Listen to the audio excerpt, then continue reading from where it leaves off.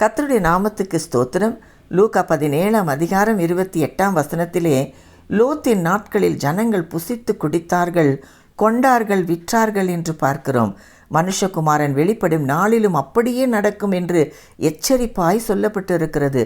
மனிதர்கள் யாவருக்கும் திருப்தி இல்லாத ஒரு காலம் இது. வியாபார உலகமாய் மாறியிருக்கிறது. கர்த்தரை சிந்திக்க கூட நேரமில்லை. தேவ பிள்ளையே, இயேசு உனக்காக மரித்திருக்கிறார் என்ற உணர்வு இருக்கிறதா? உன்னை இரத்த கிரயம் கொடுத்து வாங்கியிருக்கிறார் என்று தெரியுமா? நீ பாவியாய் இருக்கும்போது, நீ அவருக்கு சத்துருவாய் இருக்கும்போது உனக்காக மரித்திருக்கிறார். ஆகையால் நீ எப்படியோ ஜீவிக்காதே. உன் பாவத்துக்காக இயேசு அடி வாங்கியிருக்கிறார். இன்னும் ஏன் பாவத்திலே ஜீவிக்கிறாய்? இயேசு சீக்கிரம் வருகிறார். நாம் அவரோடு எடுத்துக்கொள்ளப்பட போகிறோம். இதை இழந்து போகாதே. பாவத்தை விட்டு மனம் திரும்பு. கர்த்தர் உங்களை ஆசீர்வதிப்பாராக. என்னோடு கூட சேர்ந்து செபிப்பீர்களா? எங்களை அதிகமாய் நேசிக்கிற நல்ல தகப்பனே, உன்னை இரத்த கிரயம் கொடுத்து வாங்கியிருக்கிறேன், மனம் திரும்பிவிடு என்று உணர்த்தினதற்காக நன்றி அப்பா. மீட்பர் இயேசுவின் மூலம் ஜெபம் கேளும் நல்ல பிதாவே, ஆமேன்.